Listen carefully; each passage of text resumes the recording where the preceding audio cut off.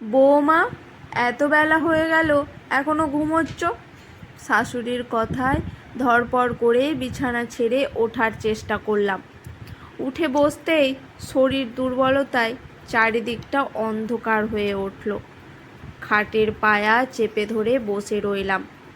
মায়ের আবারও কর্কশ ভেসে এলো, বৌমা, এত বেলা পর্যন্ত শুয়ে থাকলে হবে?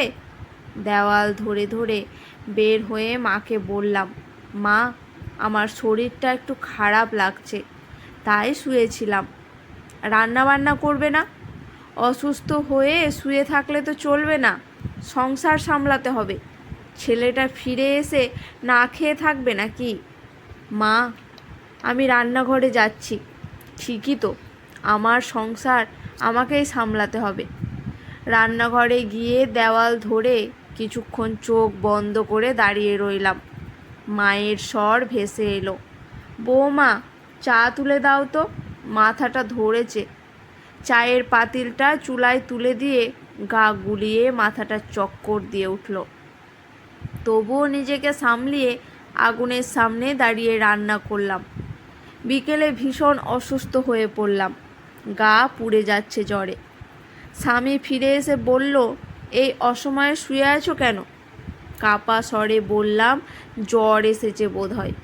কপালে একটু হাত দিয়ে দেখো তো।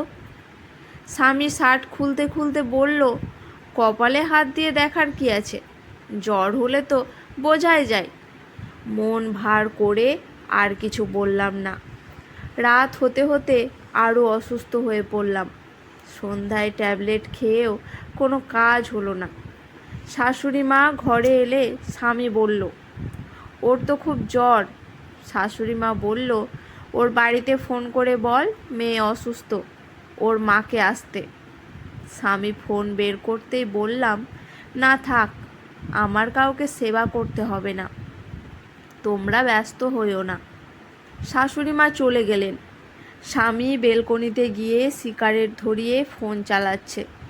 মনে মনে ভাবলাম, এই শাশুড়ি এই স্বামীর সামান্য অসুস্থ হলে আমার রাতের ঘুম উড়ে যেত। সেবা যত্ন করে সুস্থ করে তুলতাম। আর আজ আমি অসুস্থ, সেবা করার জন্য আমার মাকে আসতে বলা হলো।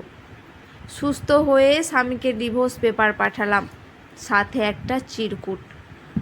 অসুস্থতায় যদি নিজের মায়ের প্রয়োজন হয়, তাহলে সুস্থ অবস্থায় পরের মা ছেলেকে কেন পালব? অকৃতজ্ঞের দল। আজকের এই ছোট্ট নিবেদন আপনাদের কেমন লাগলো অবশ্যই জানাবেন। ভালো লেগে থাকলে পাশে থাকবেন।